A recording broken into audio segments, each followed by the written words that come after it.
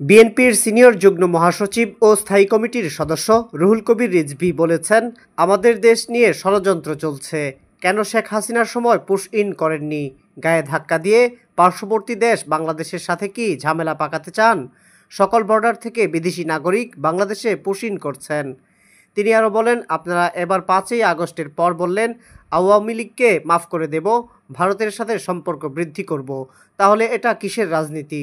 রাজনীতি হচ্ছে জনগণের কাছে ওয়াদা, জনগণের কাছে অঙ্গীকার, যেটা দেশনেত্রী বেগম খালেদা জিয়া ও তারেক রহমান বারবার বলেছেন হাসিনা দুর্বৃত্ত। এ হাসিনা গণতন্ত্র ধ্বংস করেছে।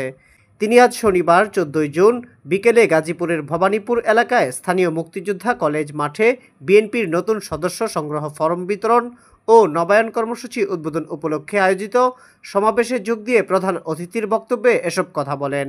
এই কারণে তাদের যারা প্রভু খুবই অসন্তুষ্ট।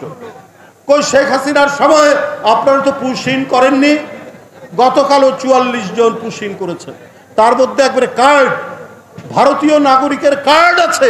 এই কার্ড সহ প্রায় 4-5 জনকে আমাদের বিজিবি ধরেছে। কেন কেন পুশ ইন করাচ্ছে? সব ভারতের লোক।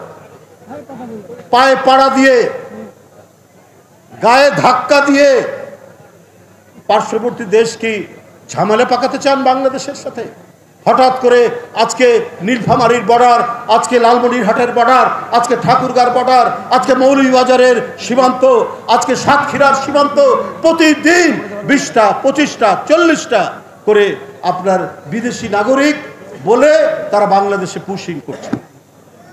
সাবেক সংসদ সদস্য এ.কে.এম. ফজলুল হক মিলনের সভাপতিত্বে ও ব্যারিস্টার চৌধুরী ইশরাক আহমেদ সিদ্দিকীর সঞ্চালনায় অনুষ্ঠানে আরও বক্তব্য রাখেন বিএনপির ঢাকা বিভাগীয় সাংগঠনিক সম্পাদক কাজী সাইদুল আলম বাবুল, কেন্দ্রীয় নেতা হুমায়ুন কবির খান, ডাক্তার রফিকুল ইসলাম বাচ্চু, কালিয়াকৈর পৌরসভার সাবেক মেয়র মজিবুর রহমান, ওমর ফারুক শাকিল, জেলা বিএনপির যুগ্ম আহ্বায়ক শাহ রিয়াজুল হান্নান প্রমুখ। এর আগে অনুষ্ঠানে বিএনপি, যুবদল, ছাত্রদল, স্বেচ্ছাসেবক দল সহ বিভিন্ন অঙ্গ ও সহযোগী সংগঠনের নেতাকর্মীরা খণ্ড খণ্ড মিছিল নিয়ে সমাবেশে যোগ দেন।